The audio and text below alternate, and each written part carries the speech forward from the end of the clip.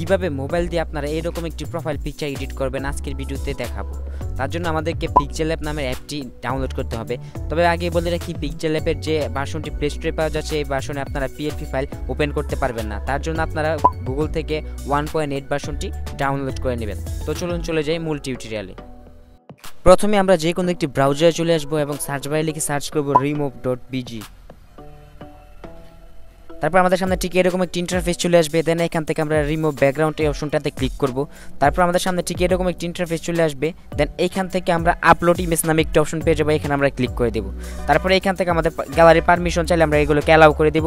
দেন এইখান থেকে আমরা আমাদের ফটোটি সিলেক্ট করে দেব। তারপরে এখানে আমরা কিছুক্ষণ সময় ওয়েট করব। দেন এখানে আমরা দেখবো আমাদের ফটোটি কিন্তু আপলোড হবে এবং আপলোড হওয়ার সাথে সাথে আমাদের ফটোটি দেখে সুন্দর করে ব্যাকগ্রাউন্ডটা রিমুভ হয়ে যাবে। তো দেখতেই পাচ্ছেন এখানে আমাদের ফটোটি ব্যাকগ্রাউন্ড রিমুভ হয়ে গেছে। এবার ডাউনলোড অপশনে ক্লিক করে আমরা নর্মালি ফটোটাকে ডাউনলোড করে নেব।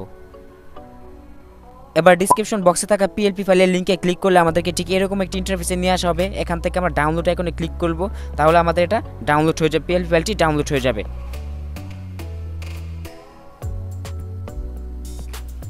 এবার আমরা পিক্সেলল্যাব অ্যাপটি ওপেন করব। দেন এইখান থেকে থ্রি লাইন অপশনে ক্লিক করব এবং এইখান থেকে আমরা open.plp অপশনে ক্লিক করব এবং এইখানে আমরা পিএলপিটা পেয়ে যাবো, এটাতে আমরা ক্লিক করব। দেন এখান থেকে আমরা ব্যাক করব, তাহলে দেখবো আমাদের পিএলপিটা এখানে অ্যাড হয়ে গেছে। দেন এইখান থেকে আমরা লেয়ারে ক্লিক করব এবং এইখান থেকে আমরা প্রথমে এই ফটোটাকে আনলক করব। দেন এইখান থেকে আমরা এই ফটোটাকে সিলেক্ট করব। দেন এইখান থেকে আবার লেয়ার অপশনে ক্লিক করব এবং এইখান থেকে আমরা ঠিক এই অপশনটাতে ক্লিক করব। দেন এইখান থেকে রিসিলেক্ট একটি অপশন আছে, আমরা রিসিলেক্ট অপশনে ক্লিক করে দেব এবং একটু আগে আমরা যে ফটোটি ব্যাকগ্রাউন্ড রিমুভ করেছিলাম সেই ফটোটি এখান থেকে সিলেক্ট করে দেব। তো এখান থেকে চাইলে আপনার ফটোটাকে আরও ক্রপ করে নিতে পারেন আপনার ইচ্ছে মতো। দেন আমরা ফটোটাকে ক্রপ করে নিলাম। তো দেখতে পাচ্ছেন আমাদের ফটোটি এখানে চলে আসছে। এবার এই ফটোটাকে আমরা একটু টেনে বড় করে আমাদের ফ্রেমের সাথে অ্যাডজাস্ট করে নেব।